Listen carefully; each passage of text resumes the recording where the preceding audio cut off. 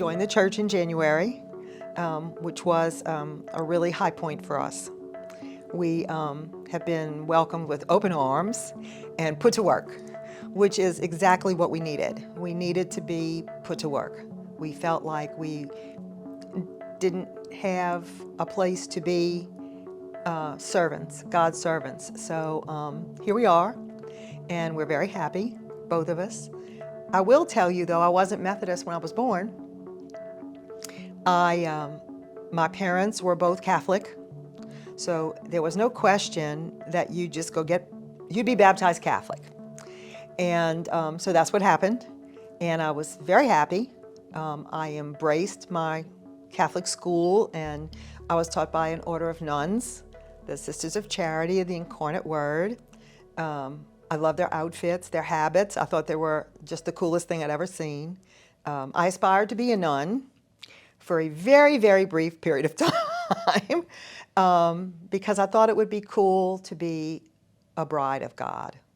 That really spoke to my little Catholic soul.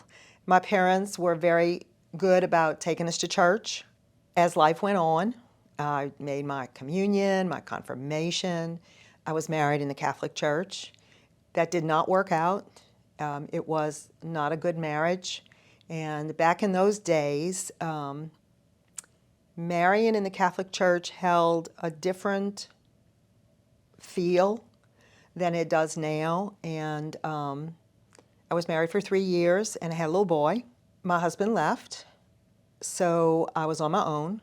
So I sought counseling with my priest, because that's what I was trained to do, raised to do. I knew nothing about any other religion except the Catholic Church.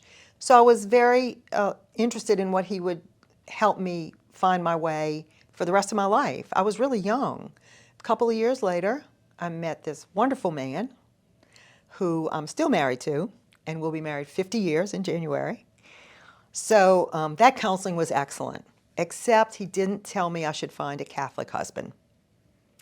And I had found a lovely Methodist husband who encouraged me and supported me if I really wanted to continue in my Catholic journey. However, at that point in time, in the early 70s, to divorce in the Catholic Church meant that I would no longer be able to receive the sacraments, and I could never remarry in the Catholic Church, which really kind of broke my heart. Walt suggested we go talk to his minister and see about counseling with him, which we did. And he invited us. He asked us to counsel with him just like the Catholics do pre-Cana. And he offered to marry us in his church, which became our church. So that's how I morphed from Catholic to Methodist. And along the way, one of the most supportive members of my family was my mother.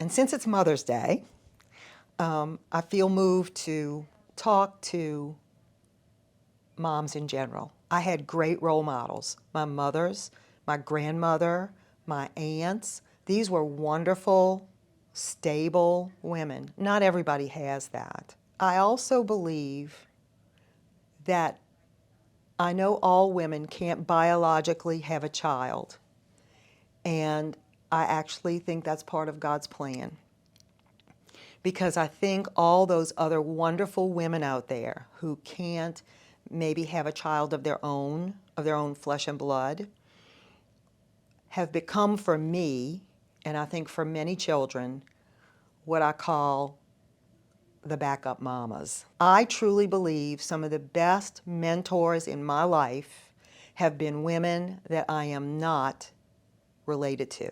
I have many women in my life right now that are school teachers, guidance counselors, just friends that have no child of their own, but have mothered so many other children. I benefited from it. My sister benefited from it. So for me, I can name many women that affected my life, including that first little nun that walked in first grade in her habit. And I immediately fell in love with Sister Mary Eileen and knew by the way she treated me that she was kind of like my school mama. And I stayed in touch with her for years. In fact, when I went to high school, the same order of nuns ran the high school. So I was able to stay in touch with all of them. Just because they wore a habit didn't make them less than a mother. Just because a school teacher walks in and it's Miss and not Mrs. doesn't mean she's not going to be a mama to these kids. There have been times when I feel here at this church, we were brought here so we can help be mamas and daddies. Whether it's little spivies running around, which I love, or big kids like Michael and Jackson, or all the beautiful children in between. I just feel like it's a great place for us to continue to be parents, to be good moms, to be good dads. I know some ladies in this church that maybe don't have their own children, but I see them mothering everybody else's children, and it does my heart good. So my Mother's Day message is, the good Lord gave everybody a mother, whether she is your adoptive mother, your neighbor mother, your aunt, your school teacher, your guidance counselor, or somebody you haven't even met yet that maybe needs some help from you. It's such a small thing to give back what He's given me in my life. So, all you mothers out there, whether you have your own children or adopted children or just you love everybody's children, I hope that you enjoy your day. Happy Mother's Day.